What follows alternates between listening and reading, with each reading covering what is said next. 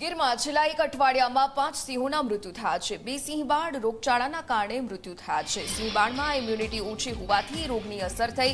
Pneumonia અને ફેફસામાં પાણી ભરાતા 2 સિંહબાળના મોતના અહેવાલ મળ્યા।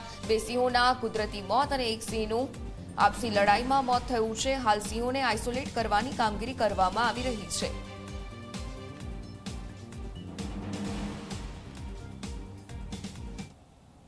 આજે એક જે સમાચાર છે એમાં કોઈ ચિંતાનો વિષય નથી અને એ રેગ્યુલર હોય જ છે અને જે સિંહ બાળ હોય એની ઇમ્યુનિટી ઓછી હોય છે, જે ગયા વર્ષે પણ આપણે જોયું હતું।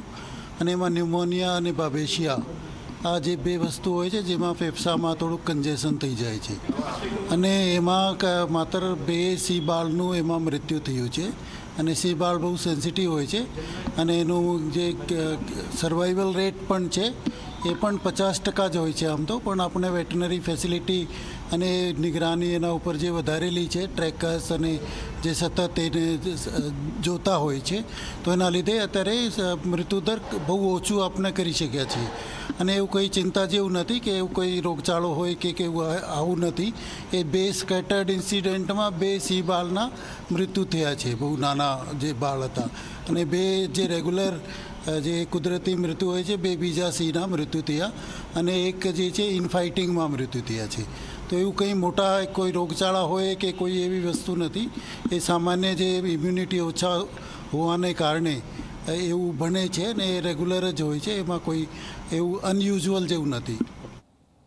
તો ગીરમાં સિંહોના મોત મુદ્દે વન પર્યાવરણ મંત્રીનું નિવેદન સામે આવ્યું। બેવિસિયા નામના વાયરસથી 2 સિંહોના મૃત્યુ થયા। 3 સિંહોના અન્ય કારણથી મૃત્યુ થયા છે। પશુઓની ઈટરડીના કારણે બેવિસિયા વાયરસ ફેલાય છે। બેવિસિયા વાયરસનો ફેલાવો અટકે તે માટે વન વિભાગ કાર્યરત છે। તો શંકાસ્પદ વાયરસગ્રસ્ત સિંહોને ક્વોરન્ટાઇન કરવામાં આવ્યા। માત્ર 2 સિંહોના બેવિસિયા વાયરસથી મૃત્યુ થવાના, શંકાસ્પદ મૃત્યુ થવાના જાણવા મળેલ છે। બાકીના જે સિંહોના મૃત્યુ થયા છે એ ક્યાં તો કોન્ફ્લિક્ટથી કે બીજા કોઈ કારણોસર મૃત્યુ થયા છે।